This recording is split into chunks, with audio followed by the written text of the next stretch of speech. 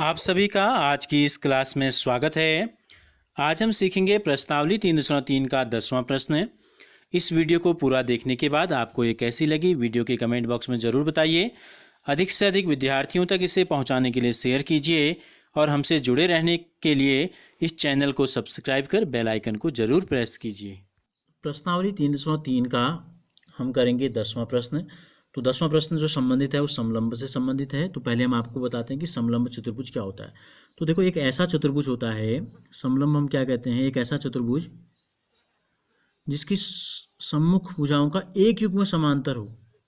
जैसे ये A B C और डी हमने एक चतुर्भुज लिया, तो इसके लिए शर्त क्या है कि ए बी समांतर होना चाहिए डी सी की।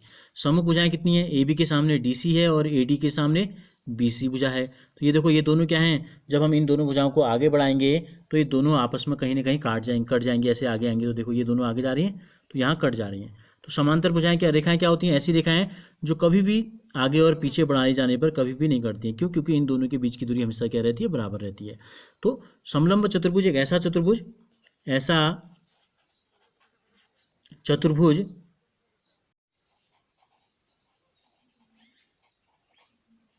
जिसकी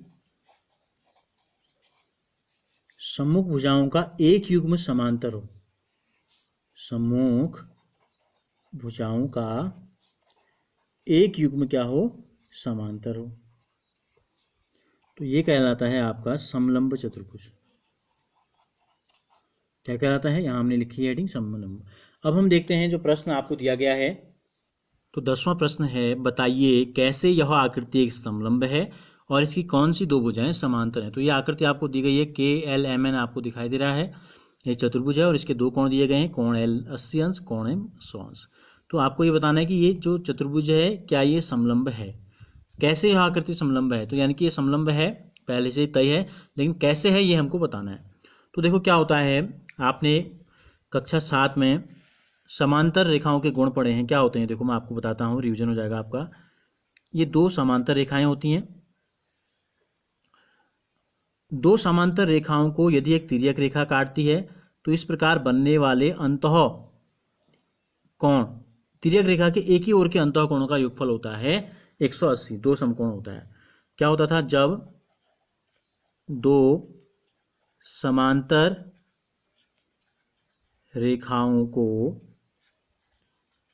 एक तिर्यक रेखा काटती है, को एक तिर्यक रेखा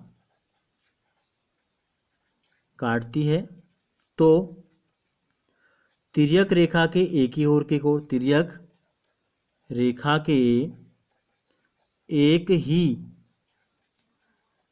ओर के अंतः कोणों का योगफल, अंतः कोणों का योगफल दो समकोण यानी कि 180 अंश होता है। ये एक नियम आपने पढ़ा है। ये कब पढ़ा है, जब पहले हमको पता हो कि दो रेखाएं समांतर रेखाएं। अब इसका एक विलोम प्रमेय भी आपने पढ़ा है। वो क्या होता था, अगर दो रेखाओं को एक तिर्यक रेखा काटे, अब हमको ये पता नहीं है कि ये दो रेखाएं दी गई हैं ये समांतर रेखाएं हैं, हमको ये पता नहीं है, माना ये एल है ये एम है, ये तिर्यक रेखा को हमने एन मान लिया। अब हमको इस रेखा में तो क्या था, ये जो हमने नियम बताया इसमें ये पहले से निर्धारित था कि ये दो रेखाएं हैं, अगर एल एम एन हम इसके नाम रख लें तो ये दोनों समांतर हैं। पहले हमको दिया है एल समांतर एम, ये पहले से तय है, तो ये नियम है। अब इसका उल्टा जो नियम होता है, विपरीत नियम हम इसको बोलते हैं, विलोम इसका, वो क्या होता है, अगर दो रेखाओं को, अब ये दो रेखाएं समांतर है नहीं है ये हमको पता नहीं है, एक तिर्यक रेखा काटती है, जब दो रेखाओं को एक तिर्यक रेखा काटती है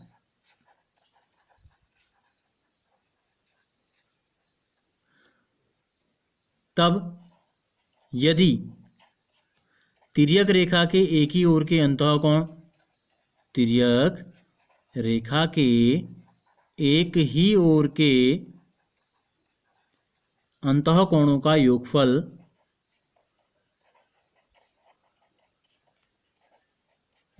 दो समकोण, यानी कि एक समकोण 90 अंश का, दो समकोण मिलकर कितना बनाएंगे 180 अंश होता है, तो हमने क्या माना यहाँ, यदि हमने कहा यदि दो समकोण होता है तो वे दोनों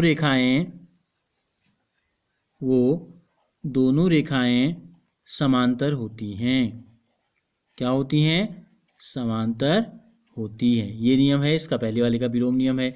यानी कि अगर इन दोनों को जोड़ के या तिर्यक रेखा की एक ही तरफ हम लेना है, या तो हम बाईं ओर लेंगे या दाईं ओर लेंगे। अगर दोनों को जोड़ के 180 आ गया तो इसका मतलब एल और एम क्या होंगी? समांतर होंगी। ये एक नियम हो गया। तो अब इस चित्र में आप देखो, जो चित्र हमको दिया गया है, देखो ये दो समांतर रेखाएं हैं। हम उससे कहा गया है कि आकृति क्या है ये, तो ये समांतर रेखाएं हैं नहीं, हमको सिद्ध करना है। देखो आप ये मानो इस रेखा को हमने आगे बढ़ा दिया, हमने इस रेखा को इस प्रकार से आगे बढ़ा दिया और इस रेखा को भी हमने आगे बढ़ा दिया।